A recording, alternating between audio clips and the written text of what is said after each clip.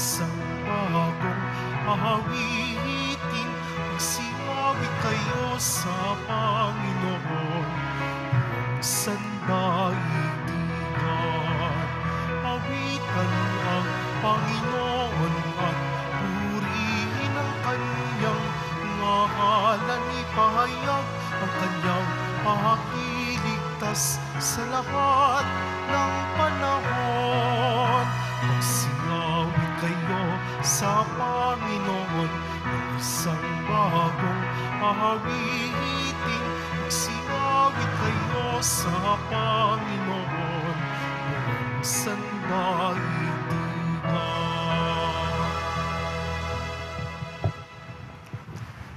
Sa ngalan ng Ama at ng Anak at ng Espiritu Santo. Amen. Ang pagpapala ng ating Panginoong Jesucristo, ang pag-ibig ng Diyos Ama, at ang pakikipagkaisa ng Espiritu Santo naway suma inyong lahat. At sumayo rin. Sa pamamagitan ng banal na Eukaristiya, magkaroon tayo ng lakas upang tumibay ang ating pananalig sa Kanya. Itaas natin sa Kanyang kahabagan ang ating mga intensyon para sa ating sarili, para sa ating pamilya, para sa ating komunidad. Nawa lahat tayo matupad ang kalooban, ang kagustuhan ng Diyos para sa ating buhay. Mga kapatid, aminin po natin ating mga kasalanan upang tayo maging marapat gumanap sa banal na pagdiriwang. Inaamin ko Sa makapangyarihan Diyos at sa inyo mga kapatid, na lubha akong nagkasala sa isip, sa salita at sa gawa, at sa aking pagkukulang.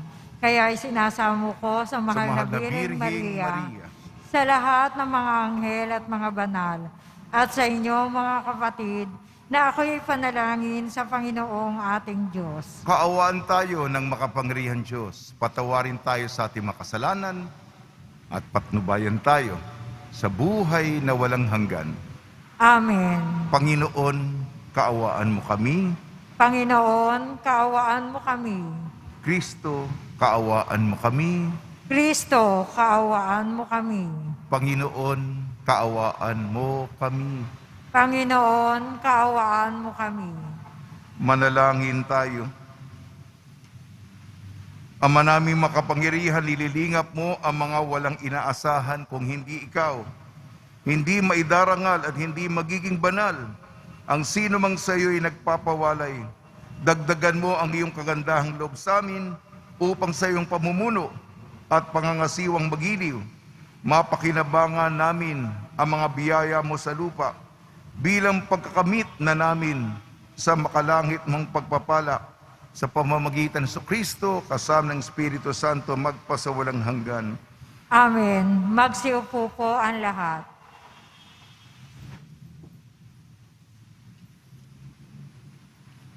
Pagbasa mula sa aklat ni Propeta Jeremias. Sinabi sa akin ng Panginoon, magpunta ka sa bahay ng magpapalayok at may ipahahayag ako sa iyo. Nagpunta naman ako at tinatnan ko ang magpapalayok sa kanyang gawaan. Nakita kong kapag ang ginagawa niyang sisidlan ay nasira, minamasa niya uli ang luwad at hinuhugisan ng panibago. Pagkatapos, sinabi sa akin ng Panginoon, hindi ko ba magagawa sa bayang Israel ang ginawa ng magpapalayok sa luwad na iyon? Kayo'y nasa mga kamay ko, tulad ng luwad sa kamay ng magpapalayok. Akong Panginoon ang may sabi nito. Ang salita ng Diyos. Salamat sa Diyos. Mapalad ang kinukupkop ng poong Diyos ni Jacob. Mapalad ang kinukupkop ng poong Diyos ni Jacob. O kaluluwa ko, ang Diyos papurihan, pupurihin siya't aking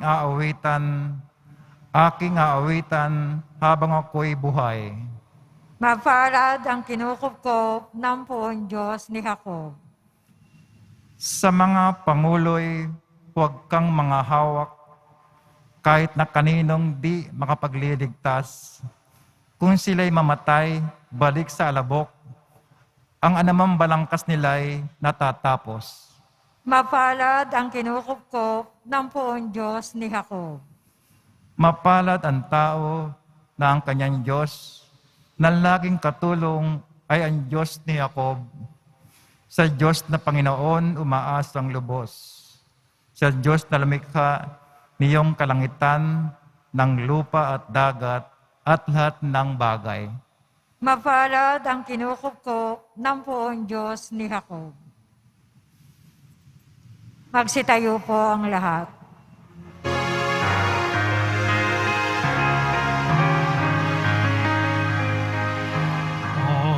Hallelujah,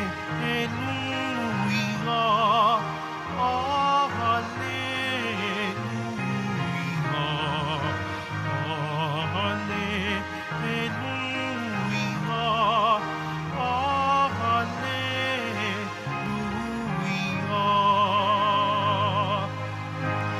Kami iyong pangaralan upang aming matutuhan ang salitang bumubuhay.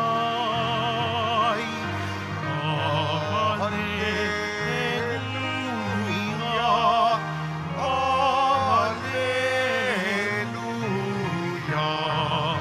hallelujah.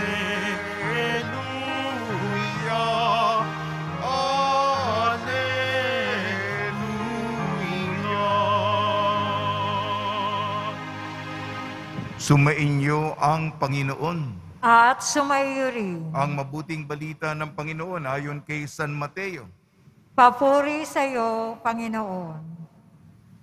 Noong panahon yun, sinabi ni Jesus sa mga tao, ang paghahari ng Diyos ay katulad din ng isang malaking lambak na inihagi sa dagat at nakahuli ng sari-saring isda. Nang mapuno ay hinila ito sa pampang at naupo ang mga tao upang bukurin ang mga isda.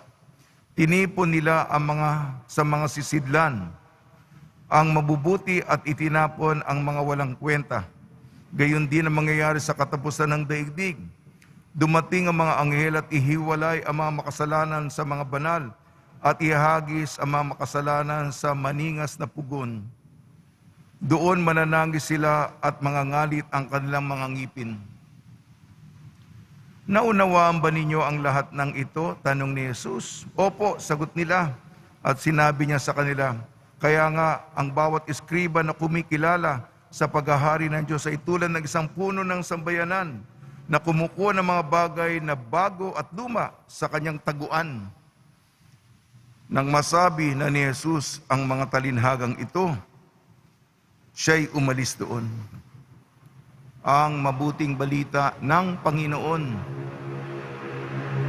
Pinupuri ka namin, Panginoong Hesukristo. Magsiupo muna po ang lahat. Binabati po namin kayo sa pagpapala, pagbibindisyon, pagbibiyaya, pagkakalob ng napakaraming grasya mula sa ating napakabait na Nuestro Padre Jesus Nazareno. Tulungan lagi tayo ng milagrosong Poong Senyor sa ating pang-araw-araw na buhay. Matindi ang ating hinihingi. Ang iba sa atin ay nanggaling pa sa malalayo at tayo'y papakinggan ng Poong Jesus Nazareno.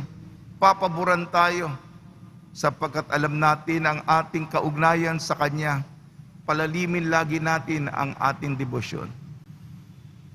Tinuturuan tayo ng salita ng Diyos. May mga konkretong, minsan kasi kung nagpapaliwanag ako, baka abstrakto, lumulutang na mga ideya. Ito, mga konkretong mga imahen, halimbawa, ang ginagamit sa ating mga pagbasa. Sa unang pagbasa, ang Diyos, hinuhubog tayo, sinasanay tayo meron tayong edukasyon, formasyon. At ang konkretong halimbawa nito yung paggagawa ng palayok. Yung kamay ng Diyos, kung anong klaseng palayok o hugis o figura o forma ang luwad. Sa Ingles, clay. Ang luwad habang malambot pa. Kasi basta tumigas na yan, ay hindi ka na, mahirap ka nang baguhin. Habang ika nga, bata ka pa, matututo ka pa, pero habang tumatagal ka, matanda ka na, ay mahirap baguhin ang ugali ng isang matanda, nakaporma na. Pero habang bata ka pa, yan, hayaan natin ang Diyos, maging bukas tayo sa Kanya. Alam ng Diyos ang lahat, kung anong hugis, anong forma, itong sisidlan, itong ganitong korte, iniisip ng Panginoon para sa iyo.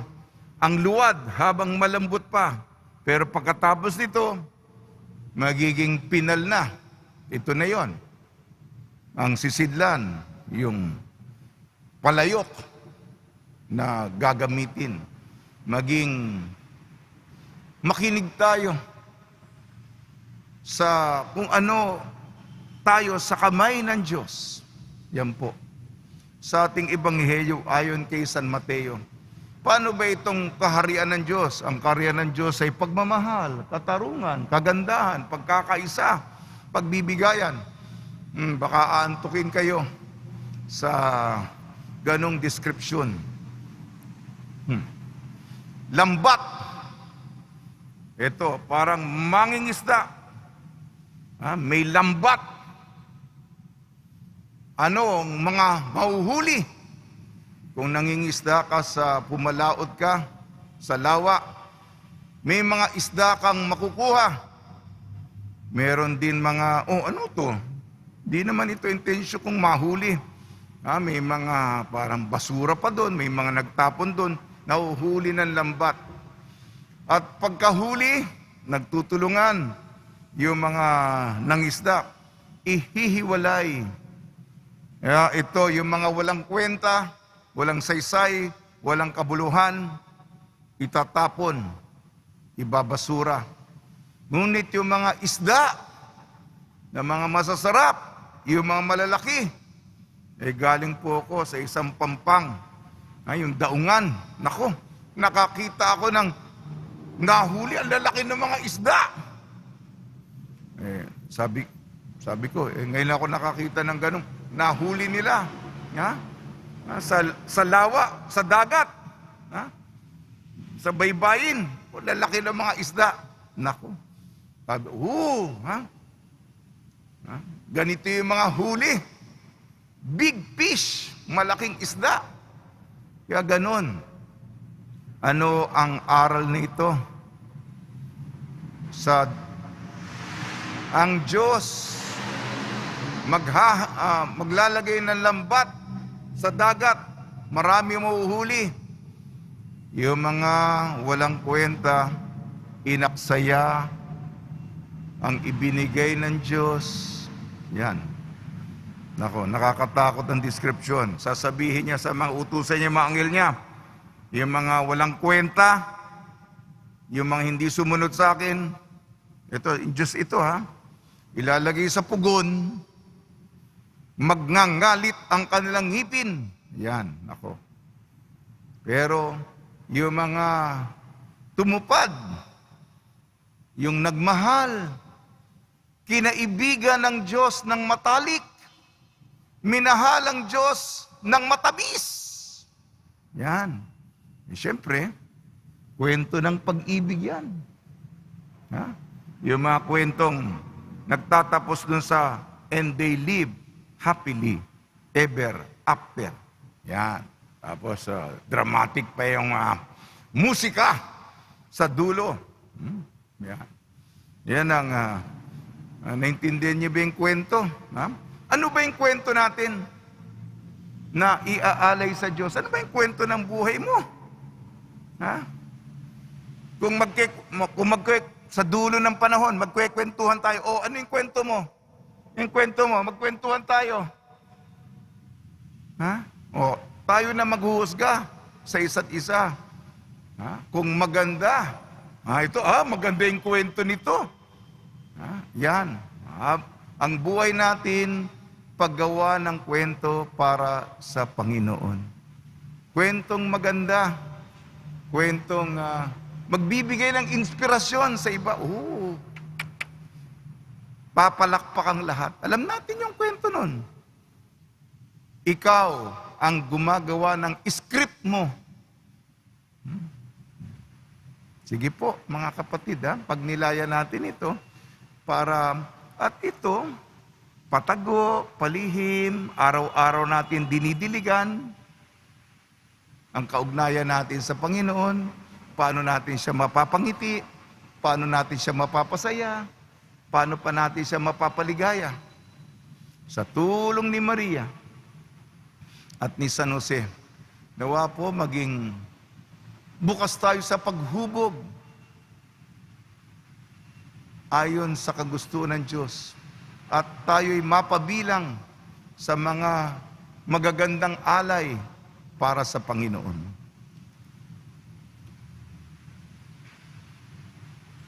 Magsitayo na po ang lahat.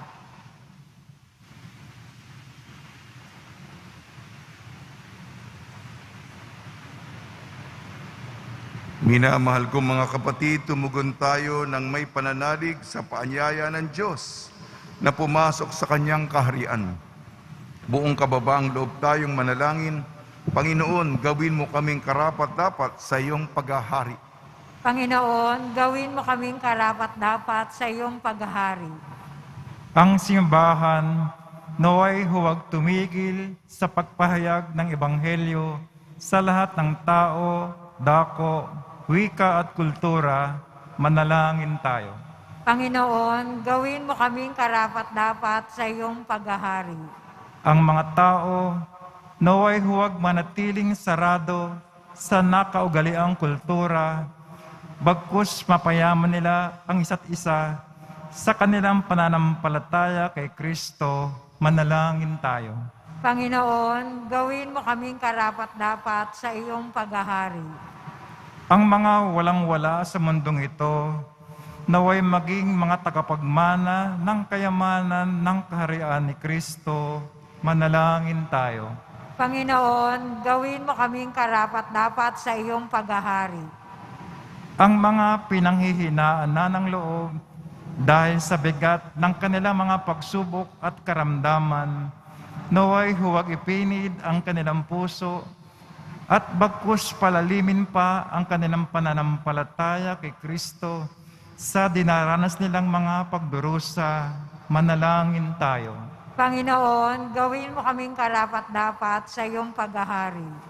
Ang mga namatay, naway tanggapin sa kaharian ng langit. Manalangin tayo. Panginoon, gawin mo kaming karapat-dapat sa iyong paghahari. Panginoon Diyos, makibahagi nawa kami sa iyong pag-ibig na bukas sa lahat ng mga tao. Tanggapin mo kaming lahat kasama ng aming kapatid na Hesukristo ngayon at magpasawalang hanggan. Amen. Magsiupo po ang lahat.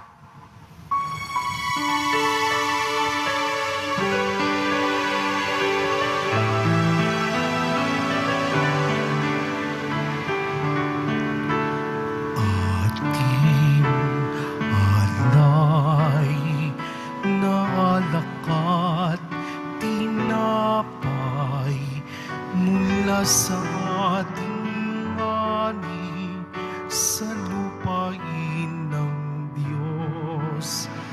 Natin mahal na siya na rin nagdulot na tayo'y may maihain sa ating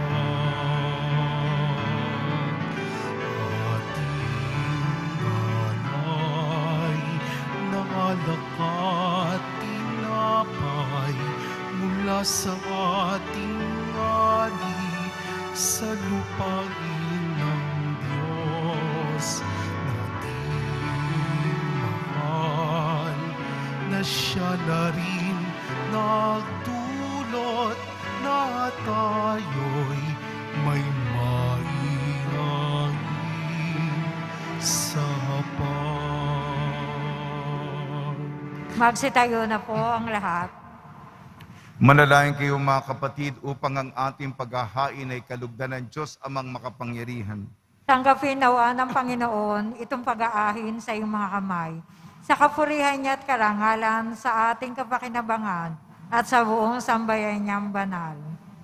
Ama namin lumikha, tanggapin mo ang mga alay na sa iyo rin nagmula at ngayon aming ginaganap sa iyong dambana upang sa aming ginaganap na pagdiriwang ang iyong paglingap ay magtaguyod sa tanan at magpabanal sa aming pamumuhay sa kasalukuyan at mag-akay sa amin ng ligayang walang katapusan.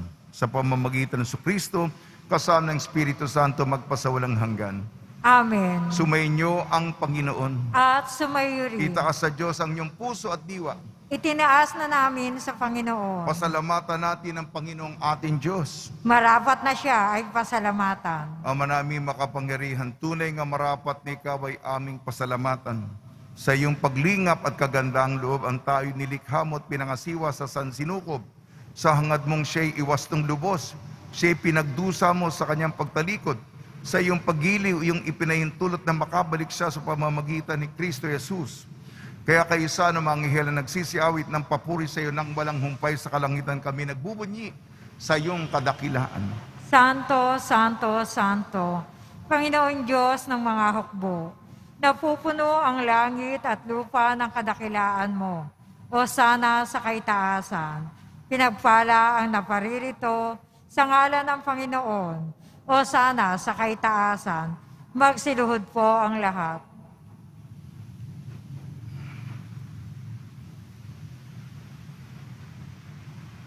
Ama namin banal, ikaw ang bukal ng tanang kabanalan. Kaya sa pamamagitan ng Espiritu, gawin mong banal ang mga kaloob na ito upang para sa aming maging katawan at dugo ng aming Panginoong Jesucristo. Bago niya pinagtiis ang kusang loob na maging handog, hinawakan niya ang tinapay, pinasalamatan kanya, pinaghati-hati niya yon, iniabot sa kanyang malagad at sinabi, tanggapin ninyong lahat ito at kanin. Ito ang aking katawan, nihahandog para sa inyo.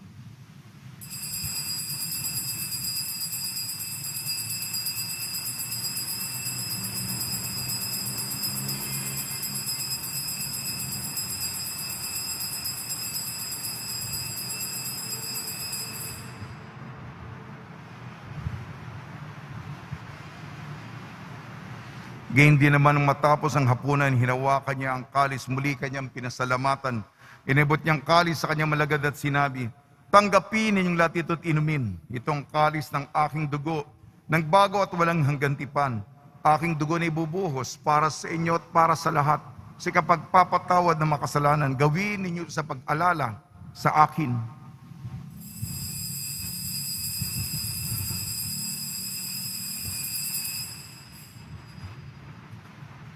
Magsitayo na po ang lahat.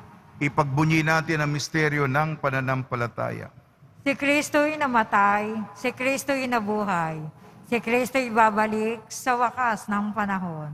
Ama, ginagawa namin ngayon ang pag-alala sa pagkamatay at muling pagkabuhay ng iyong anak. Kat iniaalay namin sa iyong tinapay na nagbibigay buhay at ang kalis na nagkakaloob ng kaligtasan. Kami nagpapasalamat dahil kami minarapat na tumayo sa harap mo para maglingkod sa iyo. Isinasamo namin kami magsasalo-salo sa katawan at dugo ni Kristo ay mabuklod sa pagkakaisa sa pamamagitan ng Espiritu Santo.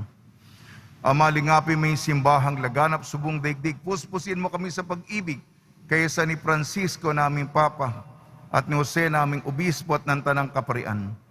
Alalahanin mo rin ang mga kapatid namin na himlay na may pag-asang sila'y muling mabubuhay, gayon din ang lahat ng mga pumanaw. Kaawan mo sila at patuloyin sa iyong kaliwanagan. Kaawan mo at pagdapating kaming lahat na makasalo sa iyong buhay na walang wakas kaysa ng mahal na Birhing Maria na ina ng Diyos. Nuestra Señora de la Buena Hora, ng kabiyak na puso niyang si San Jose, kaysa ng apostol ni San Juan Bautista at ng lahat ng mabanal na namuhay dito sa daigdig ng kalugod-lugod sa iyo. May pagdiwang nawa namin ng pagpupuri sa kararangal mo sa pamamagitan ng anak na aming Panginoong Heso Kristo.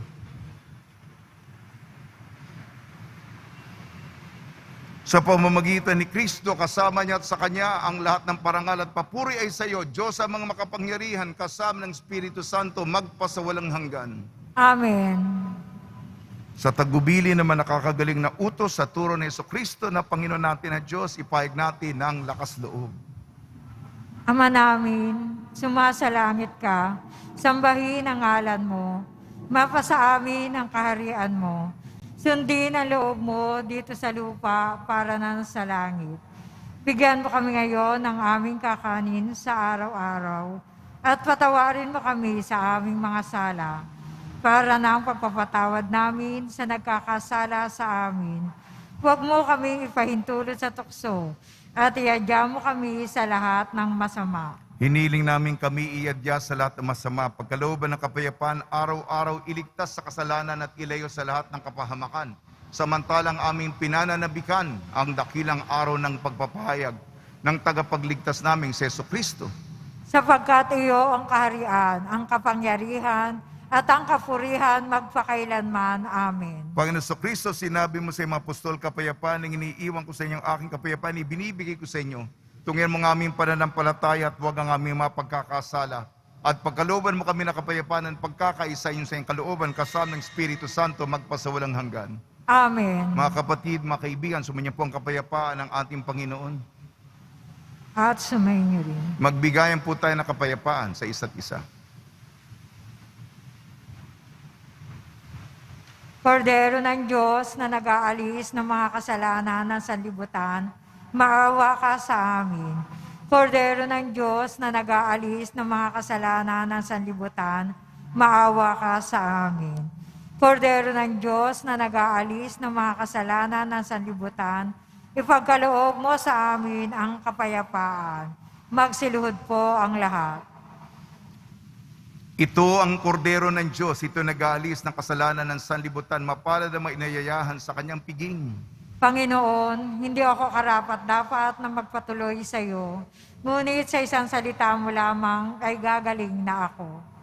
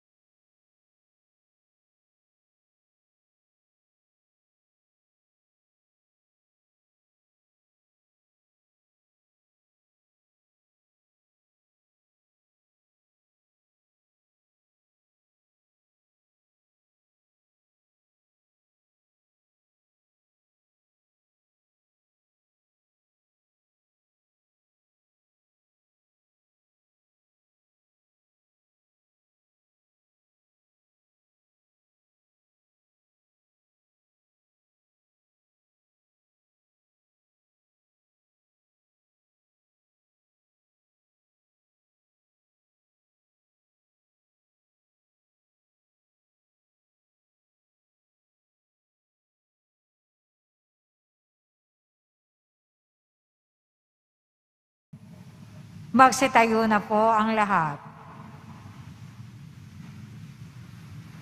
Manalangin tayo.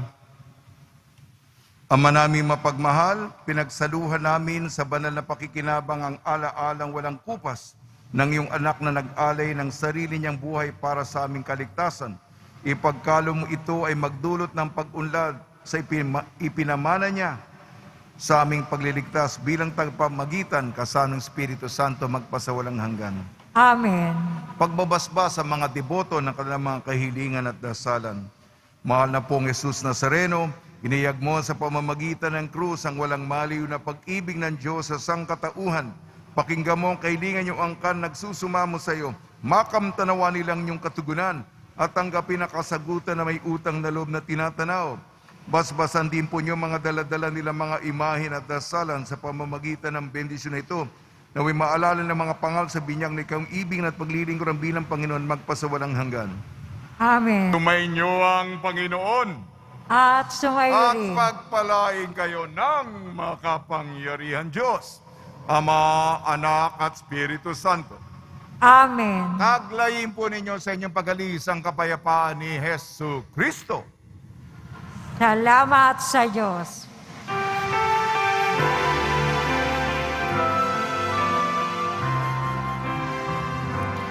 Nuestro Padre Jesus Nazareno, sinasamba ka namin. Pinipintuho ka namin. Aral mo ang aming buhay at kaligtasan. Nuestro Padre Jesus Nazareno, iligtas mo kami sa kasalanan. Ang krus mong kinamatayan ay sagisag ng aming kaligtasan. Nuestro Padre Jesus Nazareno, dinarangal ka namin. Nuestro Padre Jesus Nazareno, nilulwalhati ka namin. Nuestro Padre Jesus Nazareno, dinarangal ka namin. Nuestro Padre Jesus Nazareno, nilulwalhati ka namin.